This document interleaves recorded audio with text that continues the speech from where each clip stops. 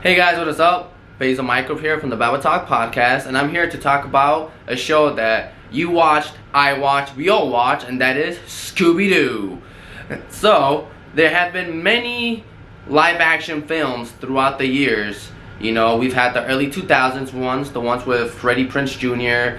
We've had the one with a whole rebooted cast. Then we had the one spin-off movie, Velma and Daphne. And then we had that other movie that came out at that one specific website. I don't remember the website, but it was a Scooby-Doo movie. I'm sure of it. It was my favorite one out of all of them, to be honest with you. Yeah. But I'm actually here to tell you guys that there's a live-action web series on YouTube called Mystery Incorporated. When I did research on the show, it actually was supposed to come out probably around 2021, which was last year. And the trailer came out in 2020, but due, to the whole COVID situation, they kind of had to push that back.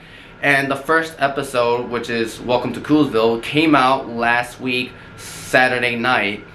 And I was kind of impressed by it. I'm gonna be honest with you. It's like a Scooby-Doo meets Riverdale, but with better characters and a better story. Sorry, Riverdale people. I said what I said. Come fight me. But anyways, I gave the first episode 9 out of 10 personally. I mean, it does start off a little slow. The pacing does drag a little bit because it's introducing all these characters, the gang. And so we have Fred, who is the jock, not for football, but for baseball. For all you baseball players, Fred is a baseball player in this series. His parents were also murdered. Yeah, we're going dark here. His parents were actually murdered by a dark supernatural force. Then you have Velma, who hides from the world by sheltering herself in books, science, studying, stuff like that. You have Daphne, who is the beautiful, popular girl. And then you have Shaggy, who is a drug peddler. Wait, what? Shaggy, what? Shaggy actually does drugs in this one? Or he makes drugs? Huh. I'm kind of not surprised. Alright. So, now, Scooby-Doo. What can I say about him? He does not talk.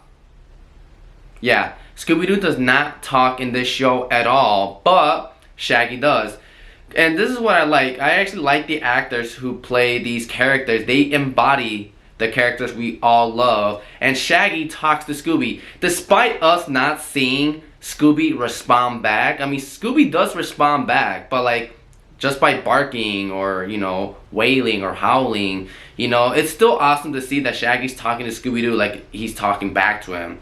And that's pretty cool. I liked it. And another thing I liked about the show is that instead of dealing with, people with masks and stuff like that, it's leaning towards a supernatural force, which is pretty cool and interesting. I was like, okay. And then it does do a couple of callbacks to other, shows. It does Easter eggs. They show the Black Knight, for a 49er. If I remember, that's how his name is said.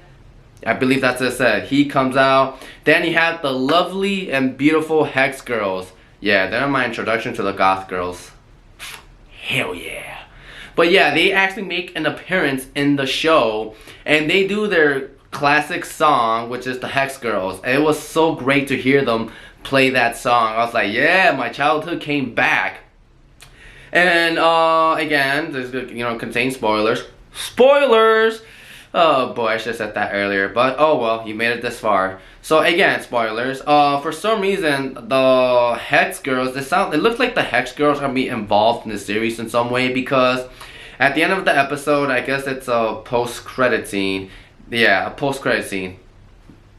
Because everybody's doing nowadays. So they do a little post-credit scene where the Hex Girls are in a circle, and I don't know what they're doing. I guess they want to help. Not help, but try to capture all of the other ghosts that were released, because Velma and Fred were so naive to read out of a book, a cursed book, and actually released all the ghosts, or as they like to put it, they opened the portal to hell. So I'm pretty sure the main story of the series is going to be them trying to stop each ghost from, coming out or causing havoc, because there's something that has to do with 13 pillars, and it's gonna bring the end of the world, some spiel like that.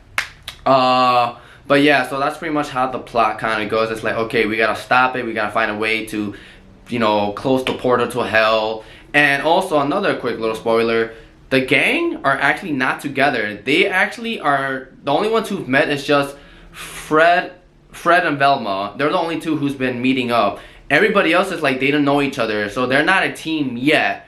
I'm guessing probably maybe episode 2 or 3 they finally become Mystery Incorporated. But yeah, like I said, I give this show, or at least the first episode, 9 out of 10. It was pretty fun to see the characters. It's awesome to see that this is aimed towards adults, because we've always seen the ones that made for kids, except for the 2000s one. I mean, for the early 2000s ones, the ones for Freddie Prinze Jr., we all know they had some adult stuff in there hidden, lying around. But yeah, so yeah, this is BasalMicrobe from the BabbleTalk podcast, and I'll be back again with another video.